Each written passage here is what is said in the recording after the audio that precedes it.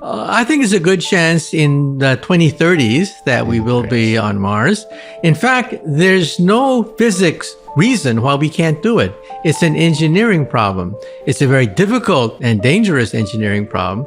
And in my book, Future of Humanity, I even speculate beyond that by the end of the century, we'll probably have the first starships.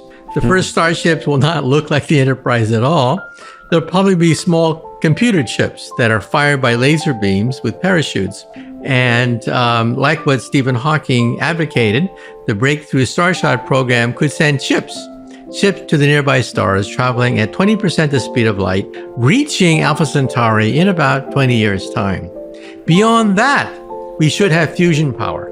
Fusion power is, in some sense, one of the ultimate sources of energy, but it's unstable. And we don't have fusion power today. Now, why is that? First of all, stars form almost for free. You get a bunch of gas large enough, it becomes a star. I mean, you don't even have to do anything to it, and it becomes a star. Why is fusion so difficult to put on the Earth? Because in outer space, stars are monopoles. They are poles, single poles that are spherically symmetric. And it's very easy to get spherically symmetric configurations of gas to compress into a star. It just happens naturally all by itself. The problem is magnetism is bipolar. You have a North Pole and a South Pole. And it's like trying to squeeze a long balloon. Take a long balloon and try to squeeze it. You squeeze one side, it bulges out the other side. Well, that's the problem with fusion machines.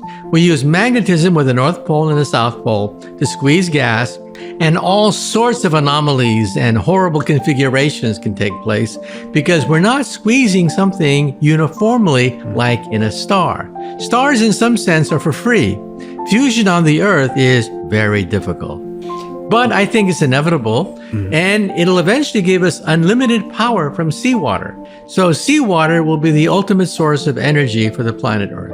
Because we'll extract hydrogen from seawater, burn hydrogen in a fusion reactor to give us unlimited energy without the meltdown, without the nuclear waste. Why do we have meltdowns? We have meltdowns because in the fission reactors, every time you split the uranium atom, you get nuclear waste. Tons of it. 30 tons of nuclear waste per reactor per year. And it's hot. It's hot for thousands, millions of years. That's why we have meltdowns. But you see, the waste product of a fusion reactor is helium gas. Helium gas is actually commercially valuable. You can make money selling helium gas. And so the waste product of a fusion reactor is helium, not nuclear waste that we find in a commercial fission plant. Probably the backbone of a type 1 civilization will be fusion power. Yeah. We, by the way, are type 0. We don't even rate on this scale. We get our energy from dead plants, for God's sake, oil and coal. But we are about 100 years from being type 1. Get a calculator. In fact, Carl Sagan calculated that we are about 0.7, fairly close to a 1.0. For example, what is the internet? The internet is the beginning of the first type 1 technology to enter into our century. The first planetary technology is the internet. What is the language of type 1? On the internet already, English and Mandarin Chinese are the most dominant languages on the internet. So we're beginning to see the beginnings of a type 1 culture and a type 1 civilization. Well, just remember the dinosaurs did not have a space program. No. And that's why they're not here today. We do have a space program, which means that we have an insurance policy. Now, I don't think we should bankrupt the Earth or deplete the Earth to go to Mars. That's too expensive and not practical. But we need a settlement on Mars in case something bad happens to the planet Earth.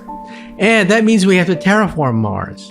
Now, to terraform Mars, if we could raise the temperature of Mars by 6 degrees, then the polar ice caps begin to melt, releasing water vapor. Water vapor is the greenhouse gas. It causes even more melting of the ice caps. So it becomes a self-fulfilling prophecy. It feeds on itself. It becomes autocatalytic. And so once you hit 6 degrees, rising of the temperature on Mars by 6 degrees, it takes off. And we melt the polar ice caps, and liquid water once again flows in the rivers, the canals, the channels and the oceans of Mars.